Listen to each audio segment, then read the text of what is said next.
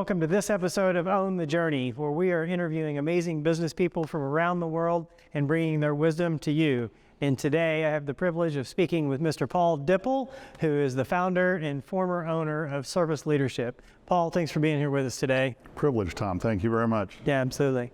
So Paul, for those that don't know who or what Service Leadership is and how you got started, give us just a quick history behind you and the company. Sure, thanks, Tom. We focus on the IT solution providers in the world, and we got started a long time ago building 4 solution provider companies for ourselves, and the smallest one ended up being about 50 million, and the largest one ended up being about 2 billion. Wow. Having done that, we thought, what to do for a second act, and so we decided to start Service Leadership 21 years ago now, to help other owners and executives in the IT solution provider business do better, learn faster than we did, because we learned everything pretty much the hard way. Right. So Service Leadership does a couple of things. The first one is we do financial benchmarking, as you know, of solution providers around the world, just people in that business model. Right. And so every quarter, as you know, lots of folks around the world in that business put their income statement, their balance sheet, and their headcount into our system. And every quarter we give them back a private 80-metric report that tells them how they're doing against their peers, particularly against the best-in-class peers. And that's been really gratifying. We've been really fortunate to kind of become the yardstick for the industry. It's just a timing and luck thing, really. And behind that, we were doing a lot of consulting. And I think you know the story, Tom. One day, my wife said, "Hey, Paul, when are you going to stop traveling 130,000 miles a year?" And I said, "Well, honey, it's a consulting business, and so I have to go see the clients." And she said, "Wow, that's not a great business model." And I said, "Well, what do you think we should do?" And she said, "Why don't you build a cloud application that basically allows one of our clients to have an assessment and advisory experience like they were having a consulting relationship with us, but using an application, a cloud app." And so we built what we call Sleek, which focuses on a concept we call operational maturity level. Yeah. An operational maturity level is kind of a 1 to 5 score across a lot of things. The closer you score to 1, the more you're using the management methods of low performers. And the closer you score to 5, the more you're using the management method of high performers. And credit to my wife, as usual, it turned out to be a great idea. So we had a good time building a business around that, had the 2 proprietary software platforms, the benchmarking and the operational maturity level platform. And just about a year and a half ago, we sold as planned to our largest customer. Wow. So I'm now shortly going to be unemployed, which is also part of the plan. That's right. And my wife is thrilled that we're executing correctly. Yeah, doing exactly what you planned, which leads me into one of the things that you taught me that I had never given any real consideration to, and that's a value creation strategy. So it's a plan to build a certain amount of value in the business over a period of time so that you can achieve your life goals as a business owner. So tell us a little bit about how that came to be for you, and then how you have woven that into the consulting and all the things that you do for organizations like JMark. Yeah, that's a great question. So our mission is to help owners achieve what we think is a fair return for the risk and the effort of being in business. I come from a family of small business people, my father and my father's father, and they were fortunate to be successful, but a lot of small business people aren't. Right. A lot of big businesses aren't successful. But in particular, I believe that small business people deserve to do reasonably well, because it's very risky and it's an enormous amount of work and responsibility.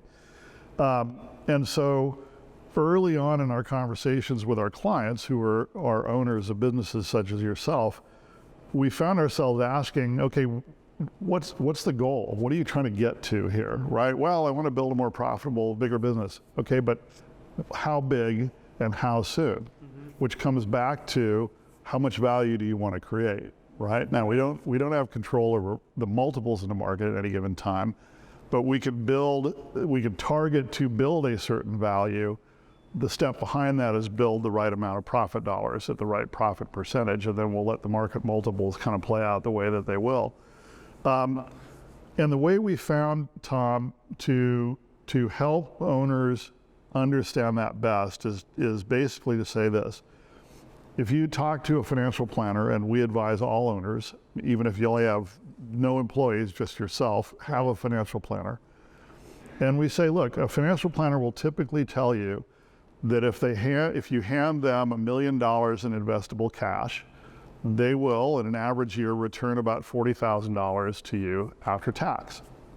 And so if you want a $200,000 lifestyle, you need to hand them, at the point that you're no longer enjoying cash flow from the company for one reason or another, you need to hand them $5 million in investable cash.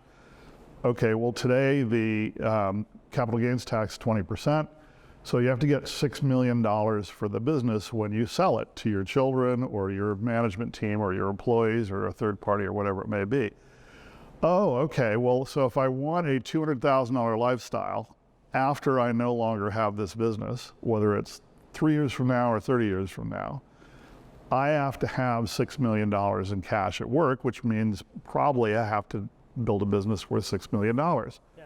Okay, now we can plan, right? Now we can put together a concrete plan and a set of milestones along that way. I love it. And that's, entrepreneurs, as you know, Tom, one of the things that drives many entrepreneurs is the desire to provide for lots of families. Absolutely. Right? Yeah, it's a big driver for our organization. So exactly. And as you're doing that, you've got to be making sure you're building enough value for your own family. We entrepreneurs get preoccupied with taking care of customers, with taking care of employees, making things possible for them, and we sort of put ourselves last a lot of times. Yeah. So we try and get that to be on equal footing, because there's no guarantee that it's going to work out well. Right. So we got to make it work out well. Phil, you're building safety in the business, as you've taught us many times, that gives people permission to make kind of intentional decisions for their company instead of, oh my gosh, the world's on fire, that reactionary decision. Right. And so it serves multiple purposes when things are going really well. Yeah, it's a lot of fun. When you see an owner that light bulb goes on, it's a bunch of fun to watch. I have nowhere near the experience that you do, but I've been able to have some micro conversations around that where I've seen that light bulb go off, and it's like, oh my gosh, I never even thought. It was always just grow my business bigger and faster. It was never like, what's the end destination? What's the goal? What's the minimum that I'm willing to consider as a positive thing? Right, or that certainly happens a lot. The other thing that happens is you have somebody who's reached a income level from the cash flow of the company and hasn't put together yet that might not be enough after they don't own the company to sustain their lifestyle, right? And I've been trying informally, Tom, to sort of correlate the age and the stage of life of the owner versus the urgency with which they respond to this. And I can't find one. This could dawn on you, and you could decide that you want to build value in 5 years and sell by the time you're 35. Or it might not dawn on you till you're 70. Right. And it's also, when we talk about wealth creation or value creation, for one person that might be $2 million in savings. Yeah, totally different. We have a client who started a business 40 years ago that's currently $650 million. Wow. And he's a 100% owner. And he's a very humble guy. You'd never know it from talking to him at all. But for probably 20 or 30 years, he's run that, for better or worse, as a 1% bottom line business, because he just didn't have financial needs beyond what was there. 1% of 500 million is a lot of money. Yeah, exactly. Right? But it's coming to the time where he needs to pass the baton to the next generation of managers. Mm-hmm. And I said, you can't hand a 1% business to people that don't own it, because they can't take the risks. If they blow it, you're writing checks into the company, and they got this much room for error. So that's what motivated him to, instead of oh my gosh, I need to create a certain amount of value, he'd surpassed that long ago. What got him motivated was, I need to set this thing up so that I'm giving them something they can responsibly run. So Yeah. anyway. Well, that feeds directly into one of my questions for you in benchmarking in terms of what it means to run a good organization and those things. So obviously, as a part of running any organization, it'll be no surprise lots of benchmarking organizations exist around the country. But not all companies do it, and not all companies take it seriously. What would you say to business owners who are either considering it or are not familiar with it, or maybe are familiar with it but aren't paying it enough attention? Yeah, it's a great question. I think a couple of things. I think if you're a business owner or a CEO and you're thinking about having the company benchmarked, I think it requires a certain amount of willingness to deal with the fact that parts of it or all of it may not come out well. And so it's that moment where you decide you're going to make a commitment to finding out objectively something about yourself and your leadership and your ideas and your company, and that you may not like. Yeah. But then you need to decide if you're going to do something about it. The other comment I would make, we have a lot of owners and CEOs who ask us, how do I get my managers to make the same decisions I would? How do I get them to think like an owner? You'll hear that a lot. How do I get them to think like an owner?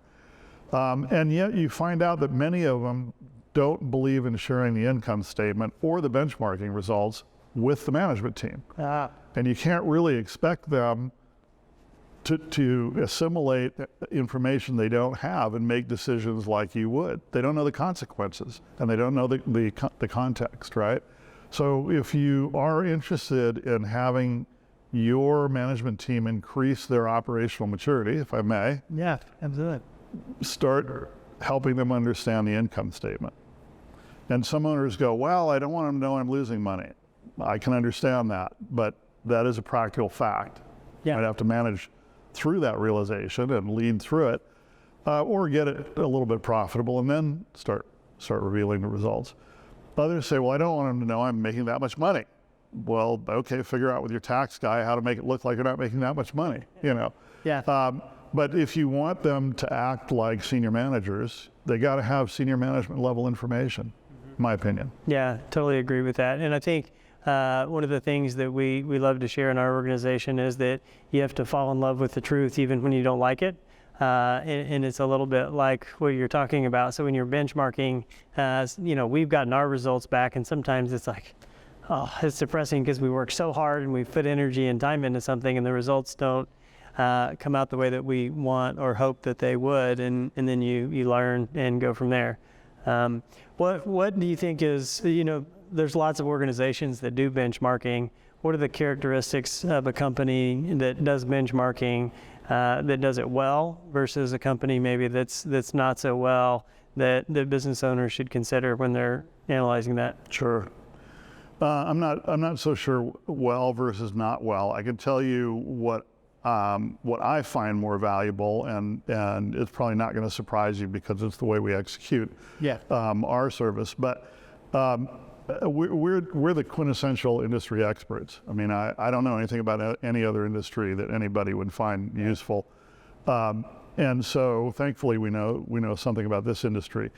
And so the first thing is, I think, to know what to measure and report on, and to know how to get the participants to provide clean enough data to actually produce useful and accurate results, I think the benchmarker needs to know a lot about the industry they're benchmarking. So I'm not a fan of benchmarkers who work across multiple industries, because knowing how fine-tuned and fine-grained everything we do is for the clientele that we serve, I personally can't imagine how you could do that on a general basis, right?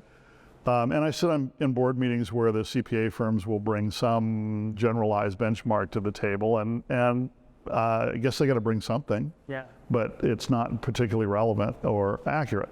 So industry expertise, I think, is important. The second thing is a disciplined way to ensure that the data that's being put in is consistent from member to member, from participant to participant, because obviously that's the comparability. And then I think, and I guess this is optional for a benchmarking company, but I think being able to answer the question, okay, I see my results, what should I do? I don't know that that's mandatory for a benchmarking company. I think you could just provide telemetry specific to an industry.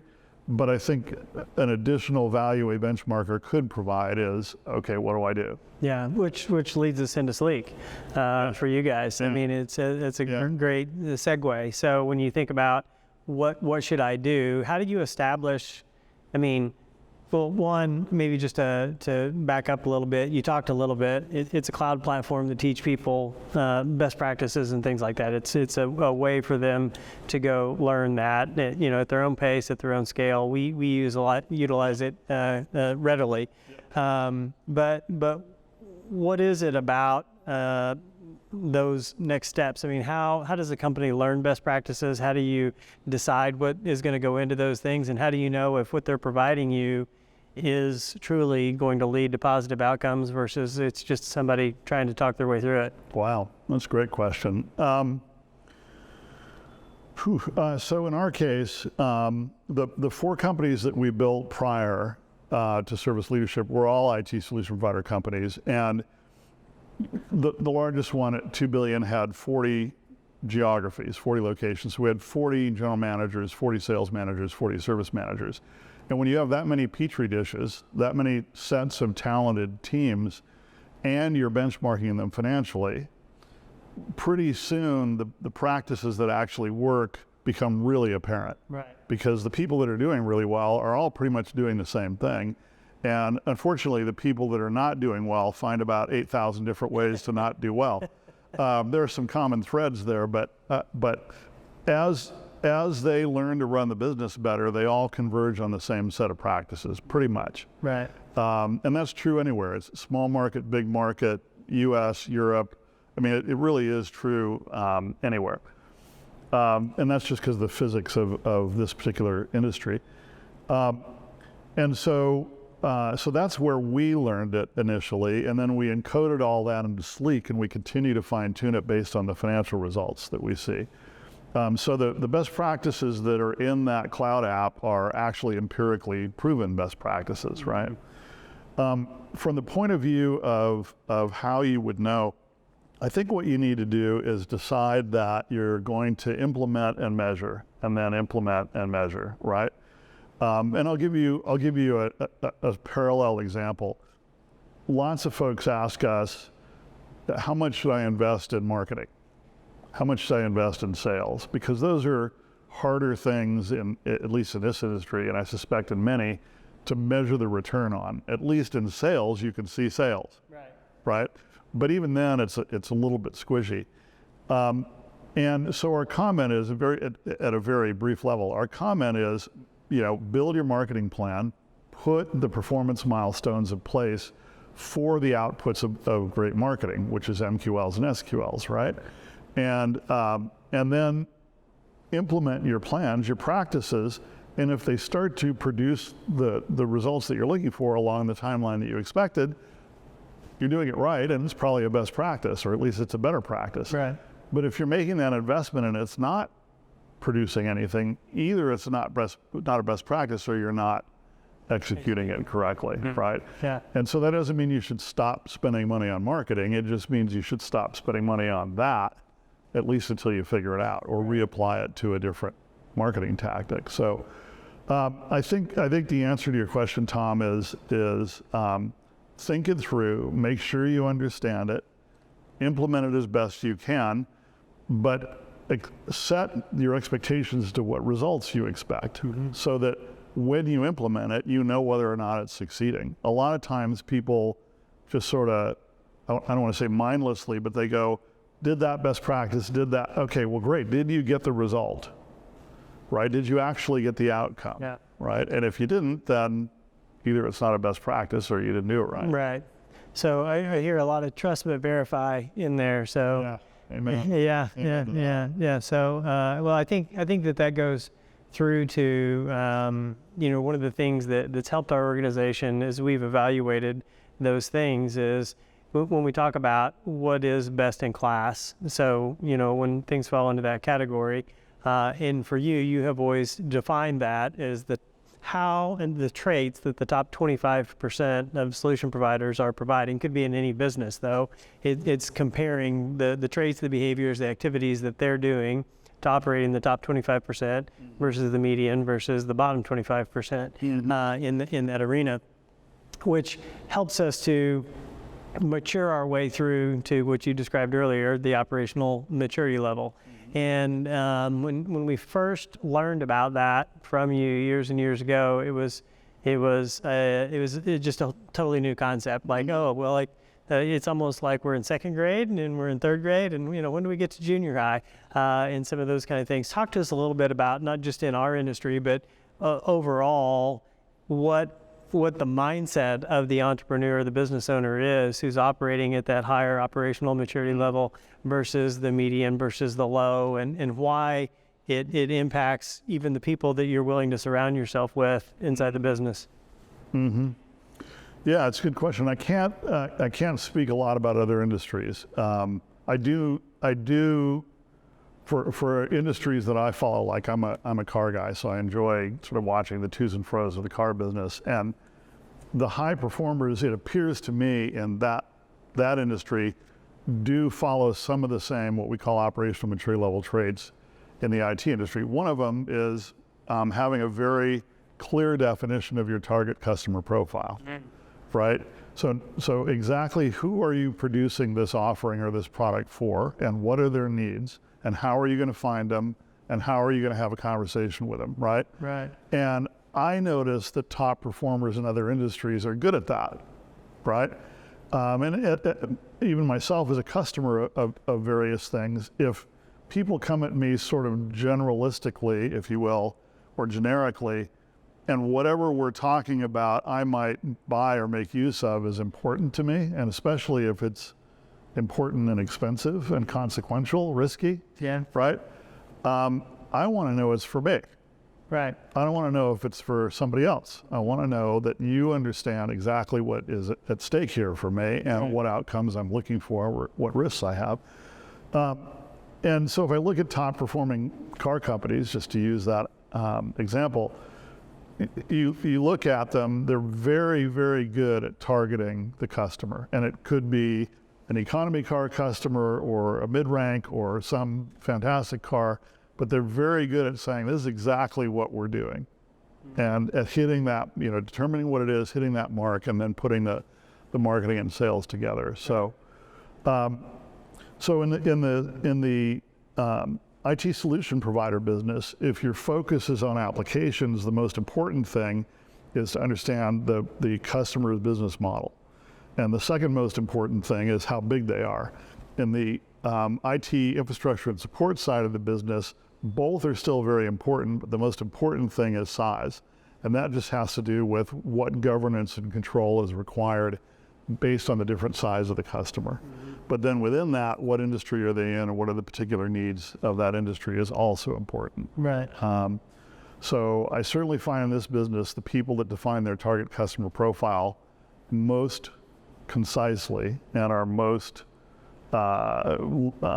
disciplined about that are the ones that tend to grow the fastest and have the fairest profit and build the best companies, have the happiest customers, the happiest employees. Yeah, that was a big shock for me as we grew. When we started saying no to more business, then we actually did grow faster, and there was just less chaos in the business, and so you could focus your energy. And so what I'm hearing you say is that operational maturity has a lot to do with your discipline to stay focused on your target client profile so that you can cater your products, your services, and whatever it is you're selling directly to that individual, and that helps flow through the rest of the business. Yeah, there's some other benefits. You learn the language of that target customer, right? So they feel more comfortable and you can communicate better.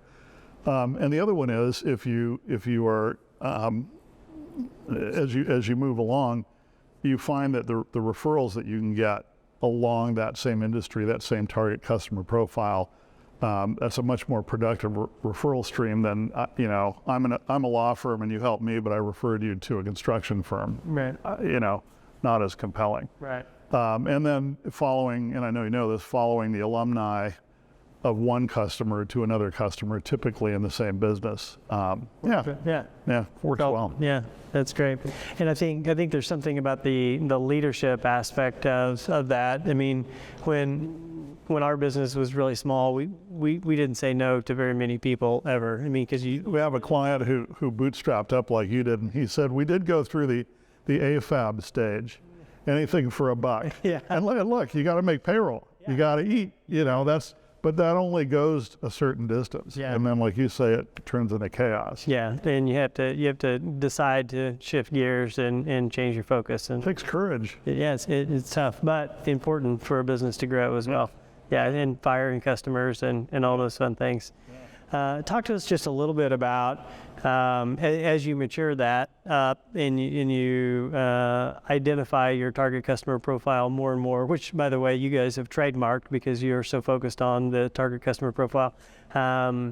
As you do that, you shared with us the idea of the pyramid, and there's only like the top 25% that really is a strategic buyer, as you describe it. Talk to us a little bit about that methodology and why it's so important for businesses to hone in on their TCP. Sure, and the profile of the sort of ideal buying CEO in that context. Yeah. So this holds true for IT services. I don't know the extent that it holds true for other industries, but I'll generalize it a little bit, and your audience can decide if it applies. The challenge with IT services is that they're expensive, they're risky. You got to have them in your business, and they should have a return for you, obviously, but they're not cheap. Right. They're risky because if it doesn't go right, something bad could happen, or nothing bad might happen, but your IT might not be enabling you to reach your business goals. Right. Right. IT services are intangible. They don't come in a box. You can't go, oh, there's 4 pounds of IT services, I'll take that, right? Sometimes we wish it was that simple. Yeah, right, exactly. And it's complicated. Mm-hmm. And so I, as a potential CEO buying your services, I am not technically capable. I'm not an expert in your industry, so I really can't tell if you know what you're talking about, right? I really can't tell. So if I look at that, not inexpensive, risky, complex, and tangible, if I don't believe IT has much value in my business, probably I'm not going to invest much in it, right? Yeah. And unfortunately, those customers, if you focus on them in this business or get too many, don't spend enough to make it worth bringing them on in customers, right? It just doesn't, the financial model doesn't work. It's like you build a service factory, we call it, to produce 100,000, $40,000 cars a year, but you only find 12 customers and they only want to buy a Vespa motor scooter. Right. Well, they're not going to pay you. If they pay you a motor scooter price, you're broke. Right. Right? So that customer is not going to work. And there's a lot of them, unfortunately. Unfortunate for their business because they're probably not leveraging IT the way they could to reach their business goals. Then there's another group that approaches IT a little bit more strategically, and they are the folks that do see the value of investing in IT, but they don't yet see it as a strategic value, as a strategic enabler to get where they want to go. They understand it's important for productivity and for auditability and compliance and those sorts of things. But they're not yet viewing it as a critical part of getting where they want to go and the growth of their business. And so those people will invest more and they will listen more, but it's still challenging because when you build a car, you can't build it with 3 wheels. You can't, yes, I know the front brakes do 80% of the braking and the back brakes only do 20%, but you can't buy a car without back brakes. Right. They will not sell it to you, right? Because some point you may need that 100%. Yes. Right? So if you look at complex, not inexpensive risky and intangible, and you go, who is willing to pay a price around which I can build the factory to produce $100,000, $40,000 cars that will pay me $40,000? Right. Well, that turns out to be the CEOs that place a high strategic value on IT. This stuff's got to run right. Otherwise, the risk to my business is too high, cybersecurity, et cetera, but also my people won't be enabled and my business won't be enabled for me to make my business goals. I have to find a provider that can do that, right? And that turns out to be about a quarter of the decision makers in any given market. Wow. And it could be small businesses, medium business, large businesses. It's not related to the size of the business, it's related to the perspective of that CEO about that complex, not inexpensive, risky, intangible service, right? I love it. And the analogy we often draw is, you're a CEO, you need to find a new business attorney. You're not qualified to determine if they're competent. You're not technically qualified to determine if they're a great attorney. Right. So what do? Well, you talk to your buddies who have similar business values to you, and you see who they use, and you start reading magazine articles in the local paper, you start watching YouTubes that might be in the local area, you start trying to hear people that talk and think like you who are attorneys. Right. And you go, do I trust that person, who do I want to go meet with, right? And that's kind of how you approach it. So I think any industry where the product is not inexpensive, intangible, risky, complicated, I've got to have it to be successful. I think it's CEO to CEO selling. And I think the CEO that creates a win-win relationship is the one that views that service as strategically valuable. Yeah, I love that. And we found that to be so true in our clients is we've been able to identify those, because when we have problems, because nobody's perfect and technology breaks and communication breaks down, but when you have that win-win relationship where everybody's aligned and you pick up the phone and you say, hey, we screwed up, or hey, we need some grace, or we need some time, they get it, because they don't expect perfection. They expect honest communication and a relationship where it can all come together. Yeah. And that trust that is built gives you enough latitude and grace to do it. Now, you can't destroy their business by any means, but that CEO to CEO relationship really does make a big difference. Yeah. Yeah, I mean, that 25% of business decision makers are seeking high performers. Yeah. And they're pretty good at spotting them. And most of them are pretty good at creating win-win relationships. But you're right, you build a level of trust and you go, we screwed up on this, and A, here's how we fixed it, B, here were the consequences, and C, here's why it won't happen again. And properly done, that creates a stronger relationship. So. 100%. And the same has been true for us in reverse. Yeah. We've had customers that have picked up the phone and said, hey, I need grace because of, and we've been able to offer it to them just the same. Yeah, well, I remember, out of everybody's control, I remember the kinds of things that you guys were doing for customers when the pandemic lockdowns first hit. I mean, there were a lot of people that I don't know if I'm supposed to say this, there are a lot of people you let not pay bills for a while. Yeah, well, it's a part of it. Yeah, it wasn't their fault, but. No, yeah, it makes it tough. But that's a part of the long-term investment, Yeah, it messed up your balance sheet ratios on our benchmarking. Very true, but it's caught up. It's all good now. Yes. All good now. So you were talking about CEO to CEO sales, obviously something that I believe in and I love.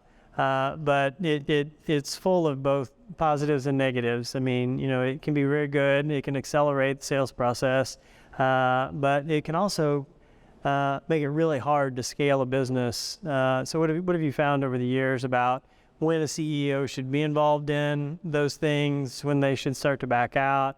But I mean, we all, in professional services, it's all trust, handshake, let's get this deal done, kind of a thing. But sometimes it's hard to back away from that. Mm-hmm. And it's a fun part of the business. Yeah, it is. Yeah. Yeah, it's a great question. So remember, what you're trying to do is connect with somebody that views this as a strategic investment, and that views it as not inexpensive, risky, intangible, and complicated, right? Must have it, but not without consequences, right? It bears thinking about. So CEOs, and because they're not experts on the topic, they ultimately just have to decide on trust. Right. And so the way that you, in a professional services business like this, the way that you start generating trust is you, the owner, CEO, go visit with each individual prospect, right? And it's very effective because if I'm the CEO that might buy from you, I can decide pretty much that fast. Let's go. I want to do business with you. Yeah. Right? So it's very efficient. Where owners in this business get into trouble is they don't understand how to replicate that at scale. Yeah. Right? Not easy. And it's not easy. But part of it is to engage in an array. First of all, you continue your regular marketing, your outbound marketing, your newsletters, all that stuff. But then a judicious amount of thought leadership marketing. And thought leadership marketing means that I, as a prospective customer, I'm a CEO, I'm a prospective customer, I could somehow meet you, and it doesn't necessarily have to be one-on-one. Either you're speaking at an event that I'm going to, or I see you on a YouTube or some other, or I had a laugh this morning as I was getting ready to go to work. The news was on, and they were talking about the high price of houses, and they had a realtor in the Dallas area who was talking about the high price of houses. And the on the scene, they were walking through some house that was for sale, and the on the scene reporter said, "And so, Bob, what's the best way for somebody to navigate through this?" And he said, "Well, the best way to navigate through it is to find a trustworthy real estate agent." And he was standing next to the sign on the front lawn with his name and his phone number. And I thought, these guys, PR people, are really good. Yeah, they got to figure it out. They got, pick a number, 500,000 impressions. Yeah. So at that point, you could think, well, I watched this guy talk and point at things in the house and talk to the reporter for the last 45 seconds. I think I like him. Yeah. Or I don't. But some percentage are going to fall in like with that guy. Right. Right.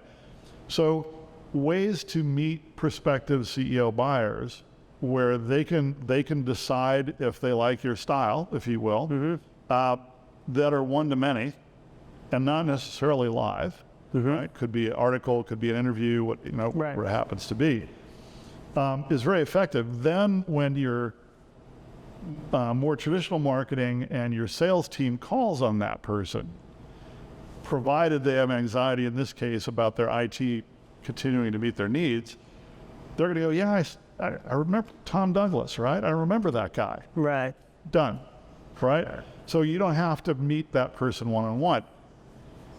That doesn't mean that CEOs of successful IT firms don't call on prospects.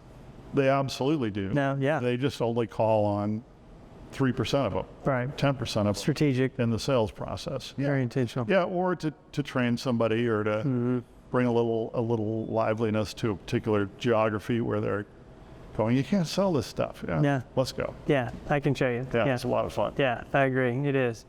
Well, one of the things that we have worked with you on where we've gotten tremendous value over the years is in the peer groups. So you bring a group of similar sized organizations, non-competitive to one another, together, talk about best practices, talk about challenges that are going on in the industry, and we have lots of fun and learn lots of fun things.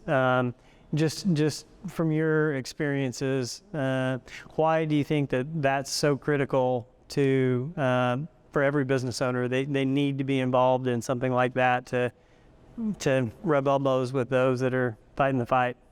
It's a great question, and peer groups aren't for everybody. You can use our benchmarking and never interact with us at all.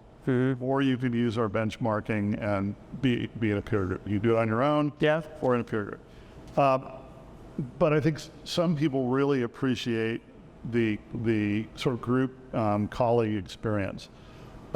Some of them arrive into the peer group fairly certain that none of their problems are really unique. Others arrive in the peer group fairly certain that their company is very different from everybody else in the industry, and it probably isn't going to be very helpful. Those are the funnest ones, because at the end of the first meeting, typically at the dinner, that night before the second day, face palm. It's kind of like, oh my gosh, what, and so it's really a lot of fun. They are very few people who join a peer group leave anytime soon. Some do. Sure. But generally the relationships are really, really durable. And what's important for that is frankness, candidness. What's important for that is that the CEOs of the participating companies attend. No disrespect to the other executives in the company, but that does enhance the value because of what can be talked about and what can be decided and carried out. And then I think the benchmarking is really important, because without the benchmarking, the best practice that holds the day in that conversation is whatever is espoused by the most assertive personality in the room. And not often is the best practice actually what the most assertive person is doing. Right. Or I'll say differently, just because you're assertive doesn't mean you're running a great company. Doesn't mean you're not running a great company. Yeah, for sure. But the benchmarking tends to allow you to,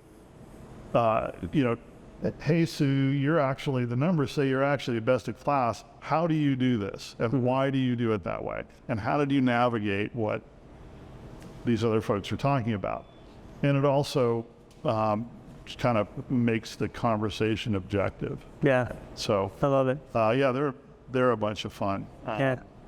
They're a bunch of fun. We've gotten a lot of value out of it and developed some great friendships and relationships over the years as well. But what I was intrigued by or blown away by is, when we first went, thought a lot of our problems were unique. And as it turns out, a lot of those problems have been solved for a long time, and we just hadn't been exposed to it yet. And so it's great to be a part of that. Yeah. I remember in 91, and that would be 1991. I remember in 91, we won our first, what today would be called managed services contract, and we ended up with like 150 people on it. And I thought, this is a really interesting business model because it's recurring revenue and responsible for a business process. And so I started hiring people that I thought had background. I didn't know it was an industry, because there's no scope for this business really. And I started hiring guys out of IBM and what at the time was EDS, which is right down the street. And I'd go, what if we do this with the outsourcing business? And they'd sort of chuckle to themselves. And I finally went, why do you guys laugh every time I come up with an idea? And they went, because we've been doing this for 40 years. Oh, you're kidding me. I thought I invented this. And they were like, no, you didn't. No. But very cute. Yeah. So it was pretty fun. So yes, there are unique problems that come up from time to time, and you just address those. Yeah, absolutely. Well, obviously you've had a lot of experience in the industry, both selling managed services, delivering managed services, supporting our organizations as we've grown. From your perspective, why is it so important for a business to engage with a provider rather than trying to do it themselves? So do your own IT. Well, having your own IT department doesn't mean that's not the right strategy. And this is why it sort of comes back to what is the CEO's vision of where the company is going and what's the best way to get there. There aren't a lot of situations where the practical realities of the business or the IT associated with it could not be done by a managed service provider, meaning it has to be done internally. There aren't a lot of those situations. You get into some... Yeah, we've seen them. Yeah. But not very many. And so the question really for a CEO, CFO making this decision is, where do you want to spend your management time and effort? Because it takes a lot of effort to run IT. If you don't have much experience with it or have low expectations, your nephew, you can feed them Oreos and pizza and they'll probably run something for you. But professionally run IT that is predictable in performance, that lives up to its commitments, that is predictable in its budget, and can plan with you for where you're going, instead of being reactive or unresponsive altogether is a profession. Yeah. And it's a pretty complicated profession. Yeah. And organizing the work, the checks and balances, finding the people, training them, keeping them happy, giving them careers, just dealing with all the vendors, just a myriad of skills that all have to be orchestrated to produce a seamless and straightforward result. And so that your employees could be productive and protected, and you can manage your budget. Right. Right? That's not easy. And you mentioned, we identify who's top quartile, who's bottom quartile. We do that by bottom line profit. And about a quarter of IT solution providers make what we think is a fair profit, a fair return for the risk and the investment. That's the top quartile. If you look at, and interestingly, they tend to have the happiest customers and the happiest employees. Why? Because there aren't that many IT problems, and the ones that happen are relatively easy to fix. If you look at a poorly run solution provider, the customers have lots of problems and they're hard to fix. And neither the customers nor the employees of the solution provider like that very much. Right. Everybody's got their hair on fire. It's just not fun not being able to help a customer. No. It's not, right? Or it's not fun having a customer have a problem to begin with. Right. Right. And unfortunately, in this business, and this is true all around the world and at every quarter, 1/4 of solution providers in any given market lose money. 1/4 make a fair return, and the rest are in between. I don't want to be a customer of a guy that's losing money in IT. No, absolutely not. Right? Because what are they going to do? They're going to cut resources, because resources is the most expensive thing in the IT business. So that doesn't bode well. Right. Right. And so I think it's important to understand where you as a management team want to spend your time. And if you want to be experts in IT and you want to make all those decisions and you want to learn how to speak that through fall language that IT people talk, great. You're not incapable of managing it well. But should you? Do you want to be in that profession? Yeah. You will be. Yeah. I'll give you an example. The last time I actually put my fingers on a keyboard to do something to bill a customer was, Yes. oh God, it's probably 91. He was the CEO of, if I mentioned him, you know exactly, as a 600-person company that was fabulously successful financially, that every Fortune 500 company on the planet knows, probably uses for a very specific service. Incredibly smart guy founded this company, wildly successful. And he's probably about 70 at this point, and he just had his new 160-foot boat finished. Wow. And because we supplied IT to his company, he wanted us to fit out this boat to, ship to shore, close to shore, cellular, far from shore, this, and, monitors everywhere. He had really high expectations. And we were integrating power supplies and lighting and all kinds of stuff we really shouldn't have been doing, but, why not? Yeah. And we were young. And he just was never happy with the bill. And I thought we were cutting him a heck of a deal. And his wife happened to be on board one day, right? Mm-hmm. And because, I'm there going, like this. And I said, you don't have to answer this if you don't want to, but he seems to have anxiety when we hand him bills. And we're billing his company far more because we're doing a huge amount of stuff. But he just, and she said, I understand, but he doesn't, the work that it takes to get these things connected together. He thinks that when you connect two things together and they don't immediately work together, they're broken. And he wants you to send them back and get a new one. I said, you're kidding? And she said, no, he thinks that you're repairing stuff as opposed to integrating stuff. Right. And so, you just don't necessarily know what's on the mind of, but here's a guy who, running by anybody's measure a top-ranked international business, only 600 people, but extremely well-known. And he was smart enough to run his own IT. Yeah. And he had us at Microsoft wrapped around his finger. because if you keep him happy, all the Fortune 500 guys that do business with him, they stay happy. he knew their CFOs and CEOs. Yeah, and he stayed focused on. And by the way, he did like the boat when we were done. Good. Yeah. We beat the ship in a day. Yeah. Good. Well, Paul, I want to ask you one more question before we wrap up. In our industry, you have first you've been transformational for us and for many others. I want to say thanks. It's been incredible to work with you. Private equity is coming into our world. I don't want to say for the first time, but much more focused in a lot more energy and dollars behind it than there's ever been in the past.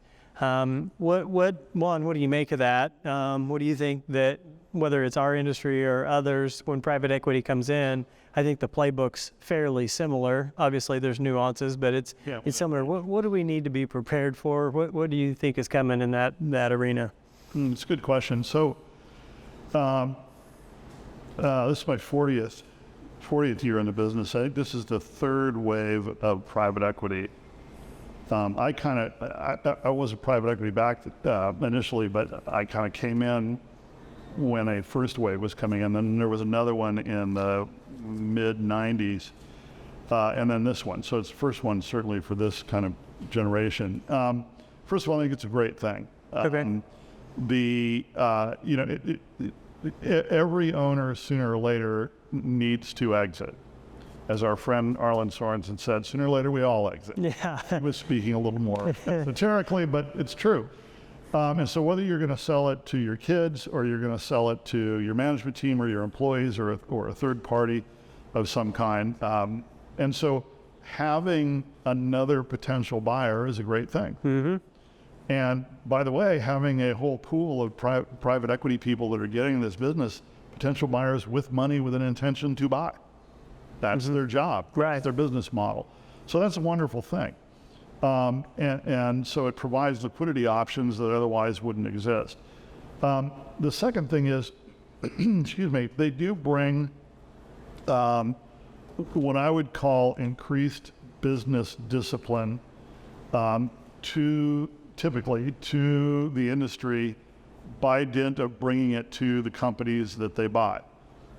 They certainly bring a range of less industry-specific things: financial planning, compensation structures, strategic planning. They bring a range of things that any good business should be doing and should be higher OML in. And in those, most of the private equity folks are really, really good. Right. And they're also really, really good at helping entrepreneurs who were former majority owners, probably now minority owners, adopt them and come along. A good private equity group won't ever tell you what to do, for the most part. They won't tell you what to do. They'll help you with potential solutions, but you're the guy in charge. And they'll, what do you want to do, Tom? Yeah. Right? And sometimes those are really tough conversations. Sure. Right? Have to be. Yep. And so that's good. What is a little bit more challenging sometimes, and as an industry expert, as somebody born and raised in this industry, you would probably expect me to say this. Sometimes they don't know as much about the industry as I would hope they would. And I don't know that you could if you didn't grow up in the industry, frankly. But that's a little bit trickier because, at least in the IT solution provider business, a fair number of things that seem like common sense are actually either ineffective or counterproductive. I won't go into them, but sometimes we have to unlearn them things that to them are very obvious, that don't work in this business. The way that increased business acumen is sort of spreading itself is that people who don't want to sell to private equity today may decide they want to prepare for that as an option. And so that has two effects. One, gee, I better be doing things in a more business-like way because that's what they expect and I want to be attractive. But secondly, I got to get this thing to a size where I could put together a transaction that would be worthwhile. Yeah. And that takes increased business, acumen and discipline. So I think by and large, it's a good thing. Like anything else that you sell, if you're selling your company, you want to find a buyer that wants what you're selling and that understands what they're getting. Right. And particularly if you know, most owners, 99.9% of owners that I deal with anyway, they don't just care about the deal they're going to get. They don't just care about the deal they're going to get. They care about the employees. They care about the customers. Certainly they may keep a minority share and continue to run the company, so they care about that outcome. But I know very few successful entrepreneurs that don't put protection and care of the customers and the employees right up at the top, along with what's in it for me. Right. Because first of all, there's no other way to succeed, but second of all, they're good people. That's how good people think. That's right. So, yeah. So I hear a whole lot of positive that can come from it, just maturing the industry, bringing some new attention towards those best practices, maybe putting a little more stability into it, and maybe the companies that weren't quite so focused on bottom line performance, that were a little bit more at risk, maybe they get pushed up a little bit and are a little more safe. Yeah, and that would be the ideal. Even if you're not making enough money to be attractive to the kind of private equity offer you might want, then you go, okay, well, what do I got to do to be that attractive? That might help you Spirit. get to where you need to be. Going all the way back to our first question of value creation strategy. Yes. You got to have a plan. Absolutely. Yeah. Absolutely. Yeah. Awesome. Well, Paul, thank you very much, sir. Cheers to you. Cheers to you. Thanks Very for much. owning your journey.